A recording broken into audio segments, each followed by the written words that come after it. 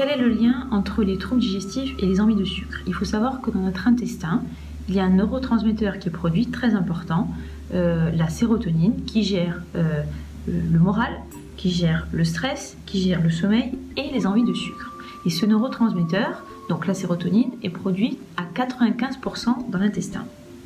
Il faut savoir que quand il y a des troubles digestifs, tout simplement, cette sérotonine, ce neurotransmetteur, est produit, mais pas en quantité suffisante. Voilà. Et ce qui va se passer, c'est qu'il va y avoir, donc, en plus des troubles digestifs, qui peuvent être mineurs, comme des ballonnements, des troubles du transit, du reflux, etc. Il va y avoir aussi donc, des troubles extra-digestifs, comme ce manque de sérotonine. Et les personnes vont plutôt avoir des envies de sucre en fin d'après-midi, le soir, mais sans avoir forcément faim. Ça peut être aussi des troubles du sommeil avec des réveils nocturnes. C'est des personnes qui vont jamais se détendre, on va dire, la nuit, qui vont toujours cogiter, qui vont avoir le cerveau en état de surchauffe permanente. Des personnes aussi qui ont le moral en dents de scie. Un coup elles sont bien, le lendemain elles sont pas bien. Voilà.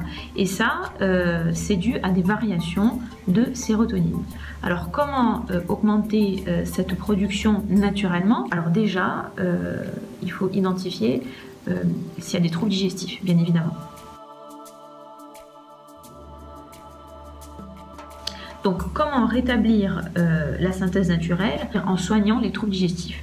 Il faut savoir que pour avoir une fonction digestive optimale, il faut déjà que la flore intestinale soit en équilibre.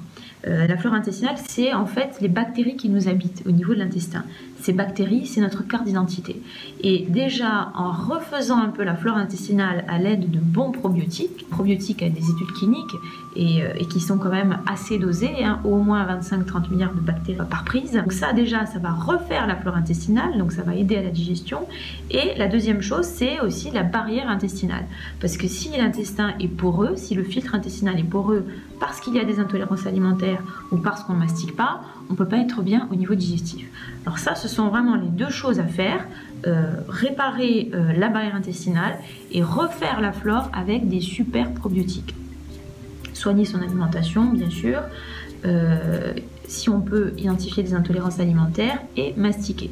Et la troisième chose aussi, c'est de prendre de la sérotonine naturelle. Alors, il y a de la sérotonine naturelle à base de plantes, il y a des produits qui marchent très bien, qui vont réactiver donc cette synthèse, qui vont booster la synthèse de sérotonine, et les envies de sucre vont stopper quand même assez rapidement, en l'espace d'une semaine, 10 jours, ça va stopper les envies de sucre et ça va améliorer considérablement aussi le sommeil. Il y aura moins de réveils nocturnes, il y aura moins d'angoisse le soir, il y aura un sommeil beaucoup plus réparateur. Voilà.